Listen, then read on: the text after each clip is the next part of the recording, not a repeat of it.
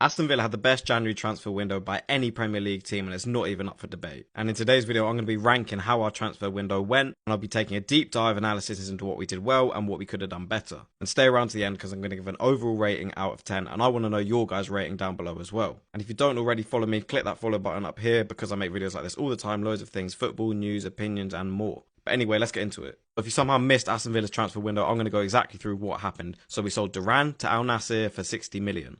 We let Buendia out on loan to Bayer Leverkusen, and that was with a buy option of 20 million euros. We sold Carlos to Fenerbahce, that was for about 10 million. We sold Philogene to Ipswich for about 22 million. And we loaned Nedeljkovic, our right back, out to RB Leipzig for 10 million in the buy option. But to replace Duran, we got Marcus Rashford on loan from Manchester United, covering 70% of his wages. We got Asensio from PSG with no buy option. We got Disasi from Chelsea for 5 million. We got Marlon from Dortmund for about 20 million. And we signed Garcia from second league Spanish team Levante for about 10 million, I believe it was. But anyway, outgoings, incomings. By the way, this went down right to the last tick of the clock. Disasi was not trying to come. He wanted to come to Villa, but Chelsea were blocking it, but we got him finally. If you're a Premier League team, I would be scared. Look at our attacking lineup now. Asensio, Rashford, Marlon, Watkins, Rodgers, Ramsey, and Leon Bailey. This has to be the best window we've had in a very, very long time, that's for sure. Also, another positive I want to highlight is we actually did the best out of any team in the January transfer window in terms of net spend. We added all that attacking depth to our lineup and a right back and a centre back. We only spent 26 million and our outgoings was 94 million. And this is including add-ons as well in the deal, I think. So our net spend was negative 68 million. And with our overall PSR problem has sold a load of issues for summer. Didn't know Aston Villa are quite deep in the depths of PSR issues. And whilst we're not ready for a points deduction, we are in that kind of area. And our wage bill is insanely high. I think it's 96% of our revenue. And to play in the Champions League next year, it needs to be 80% this year, I think, and then 70 next year. But look at Man City, 180 million spent. They've sold no one, so obviously their net spend's 180. But yeah, we brought in all those signings. We've had a negative net spend. I mean, Monchi, Vidagani, Emery, you have to congratulate yourself. Fair play. If you're wondering what our lineup could look like with our strongest format, we've got Martinez,